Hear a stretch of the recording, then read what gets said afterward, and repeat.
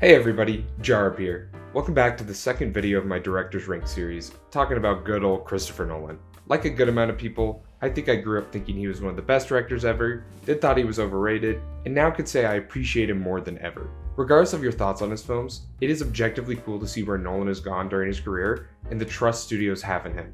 I think people don't understand how special it is that a director-writer like Nolan has consistently been given large budgets to tell his immersive and heady stories. And with the massive success of Oppenheimer, both financially and now awards-wise, he'll probably continue to get that opportunity and then some in the coming years. So today, I want to rank Nolan's movies from my least favorite to my most favorite. Spoilers for all of his movies ahead. Unlike my Wes Anderson video, picking the movie on the bottom of this list isn't that hard or painful. I rewatched the entire Batman trilogy for this video considering I hadn't seen Begins or Rises in a few years, and my thoughts on this didn't really change. I think Maggie Gyllenhaal was a much better choice for Rachel than Katie Holmes. I think she plays off Bale a lot better, and their chemistry in this one felt more forced than anything. On one hand, it's cool to see an actual Batman origin story again, especially considering we probably won't again. But the movie feels like just that, an origin story. It feels like one long first act, and most of what the movie is setting up here doesn't pay off until The Dark Knight. What was shockingly the most disappointing me was the action in this one. It cuts really quickly, it keeps the viewer in the dark, I think intentionally, but all it really accomplishes is disorienting the viewer, and honestly making me a bit nauseous. I want to make it clear though that the worst Nolan movie is still a good movie, and there's a lot that still works here for me. Bale's voice is actually the most bearable in this movie, and I actually really like the suit. When the camera isn't cutting like crazy, I think he actually captures the essence of Batman pretty well, if that makes any sense. In general, he captures the mythos of Batman and even Gotham really well here.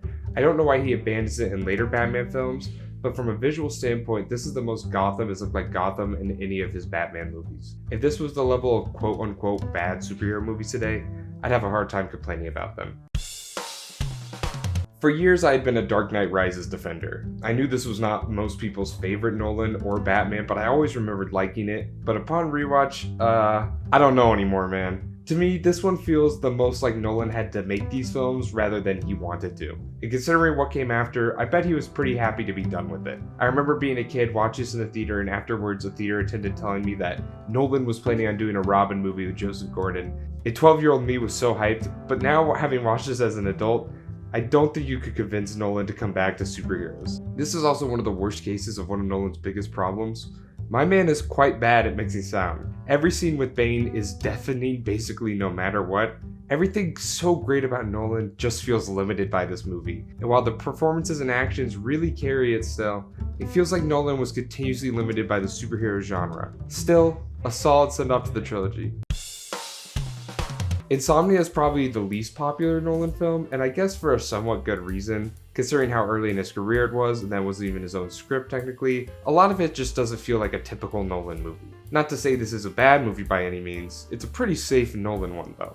Pacino's giving one hell of a performance, and I think your enjoyment of the movie will be directly related to him, because he holds so much of the weight of the film on his shoulders. The man has played so many cops, but something about him here and the change in his performance as time goes on, the more and more desperate he becomes as the movie goes on, really worked for me. And Robin Williams, man, easily one of his most underrated performances of his career. He's truly horrifying, and just this level of creepy I wasn't prepared for, but I also don't think the movie would have worked nearly as well without him. From a technical aspect, it's good, but not great. I think if Nolan now, or even a few years after this came out, made this movie, there would have been a lot more unique and purposeful choices here, but alas.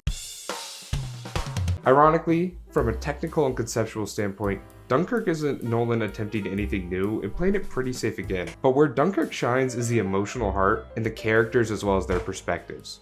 It is still a beautiful movie, and the score by Hans Zimmer really works here. It is an amazingly shot movie like most of Nolan's films, but the emotional aspects are truly what's working best. Unlike almost all of the war films I've seen before, Nolan disregards chasing the spectacle and the grandness of it all for all these characters and chooses intimate moments with them instead. He doesn't allow the viewer to rest or relax. He pulls you from perspective to perspective so fast and so often, jarring you and putting you right in the position of those affected. It shouldn't be too surprising that Nolan focusing less on the concept means that he really gets the audience to focus more on the characters. I don't have a ton of stuff to say about this one, and it doesn't stick with you the most, but something about it really resonated with me.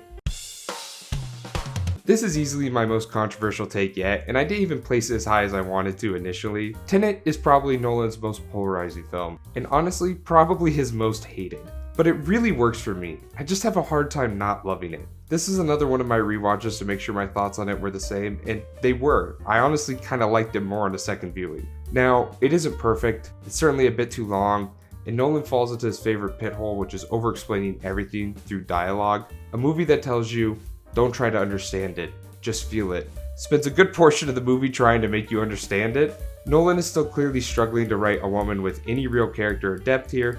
Most everybody here is lacking any real charisma or depth, actually. I mean, the main character is literally called the protagonist. The score is blaring in your ear and over half the exposition being spoken, and it's truly just so dumb. But man, is it cool. This is probably the most Nolan movie he has ever made. It's way too in its own head, it doesn't make any sense at all, and yet I was never bored. I was having so much fun that it's really hard to care. Sure, he isn't playing with time the best he ever has here, but he's doing it in a really cool and unique way that kind of awesomely builds on itself the longer the movie goes on. Maybe I'm done for liking this movie so much, but I'm okay with that. Going back to back here with controversial opinions, but Interstellar finds itself basically in the middle of my Nolan list. Interstellar is cool, it's beautiful, it's heart-wrenching, it's Nolan work at his near peak until it isn't. But we'll get to that later. Let's start with the good. This movie is visually breathtaking. It shouldn't ever be a surprise that a project that has Hoyt van Hoytema as the cinematographer looks gorgeous. Whether it's the farm, the water planet, the space scenes, or the weird circle ending, it all looks phenomenal and makes it hard to ever not be in awe of what you're seeing. This is another one of Nolan's movies where, at least for a good chunk of it, the emotional core is what matters most here. The science of it all takes a backseat to Coop's emotional story, and Nolan kind of really makes it work here. I know a semi-popular opinion on Nolan is that he's working at his best when he abandons the emotional beats for the conceptual stuff, but I think Interstellar is proof that Nolan can really land the emotional beats when he wants to. McConaughey is easily giving the best performance of his career for me, and him and Hathaway are really bringing their A-game to a lot of these scenes. For 2.5 hours, it's nearly a perfect Nolan movie, then it really loses it all at the end. The Halo ring planets, the space library, his meeting with Mirth loses the point of everything it was doing just to try and wrap things up. And it really doesn't work for me at all. It doesn't ruin the movie, but I think it holds it back for being truly one of Nolan's best. Alright, let's talk about The Dark Knight. As cliche as it is to say, this movie got so popular and changed so much about superhero movies and the film industry in general. For a reason. It really is that good. Sure, Nolan sort of abandons the mythos of Batman here. Gotham is far less atmospheric and the action scenes are significantly improved, but he goes less for the figure of the Knight here than he was trying to in Begins. But that's all there really is to complain about here. This is easily the best Bale performance of the three, and I can't help but feel like he truly mastered being Bruce Wayne, even if the Batman voice is still so silly. I understand Ledger's performance stands out as the best and the most memorable, for good reason, but everyone here is really giving such a strong performance from top to bottom. Like I said earlier, Maggie Gyllenhaal is a lot better as Rachel than Katie Holmes is, and I can get more invested in Rachel and Bruce's dynamic here than the first, even if she is pretty one-note still. What really works about The Dark Knight is that it feels so much more like a Nolan movie than a Batman or comic book movie. Batman's arc feels a lot more clearly fleshed out and meaningful here than the other two. I don't really know what else to say that hasn't been said a million times before. It just is that good. What can I say? I just really like when Nolan is having fun. While The Prestige is far from Nolan's most technically impressive or thematically deep movie, it still works so much because it's just so damn fun. Unlike Tenet, I think Nolan is actually committing to the just feel it line here. Not that it abandons logic, but chooses not to focus on it nearly as much as he does in other films. And I think you really see that work for Nolan here. It's kind of funny to hear people call this Nolan's Now You See Me, because it really does master the fun magic stuff that a movie like that was going for, without going too far or being too dumb.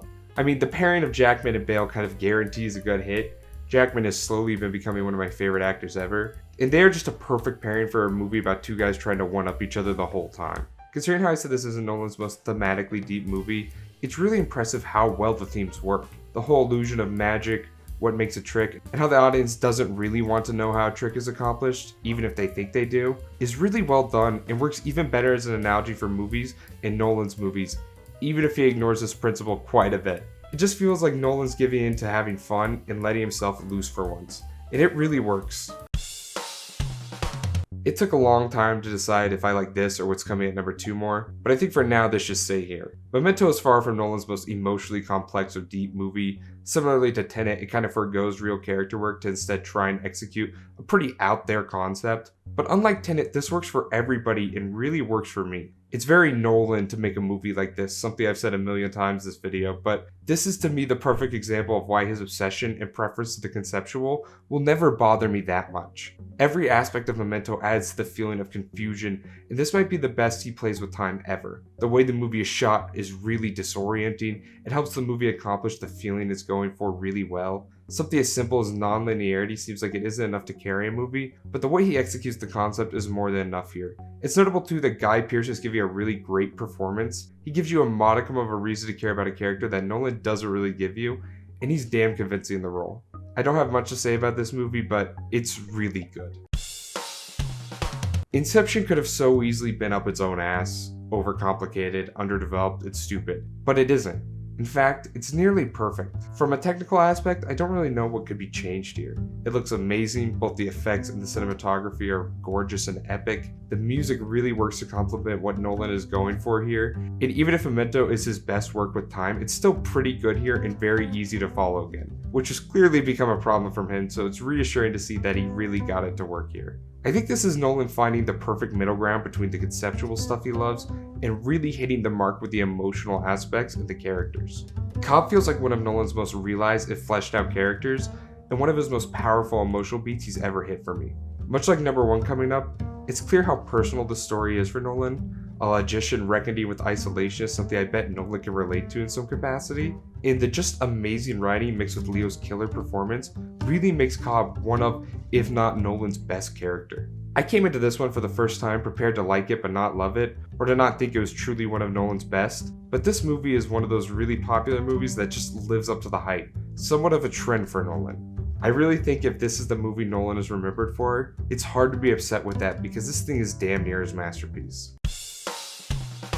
The thing is, I kinda believe that Oppenheimer is his masterpiece. Now it took its second viewing for me, something not all of these movies got, and that may affect my feelings on those as well, but as of right now, I don't think I liked any of his movies more than this. Oppenheimer is large, it's heavy, it's dense, it's fast, and it's so damn good. Technically, this movie is magnificent. Hoyt van Hoytema really knocked it out of the park again. This movie is visually breathtaking, and so many of these shots have stuck in my brain months after seeing the movie. The score is enthralling.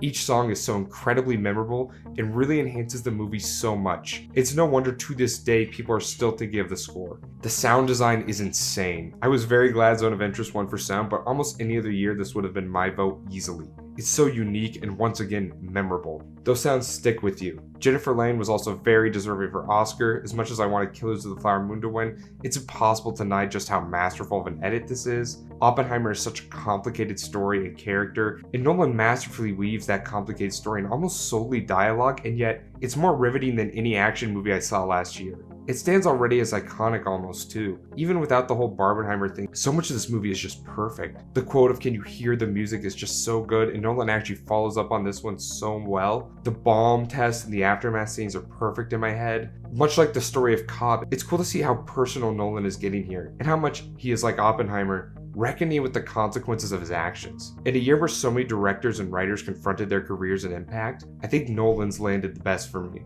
It was easily the most resonant. RDJ and Cillian are perfect and very deserving of their Oscars. The whole cast is amazing, and it's just easily his best in my mind. And that's Christopher Nolan ranked. Nolan has earned his ranking amongst the greatest directors of all time, and easily one of the best working today. The more I dove into his filmography, the more I felt dumb for writing him off as overrated ever. He truly is doing something special that I'm glad to see. There's a chance, like I said, when I do rewatch these, my thoughts will change. So if you want to see my list as is updated, follow me on Letterboxd. And as always, thank you for watching. Please like and subscribe, and go watch some Nolan movies.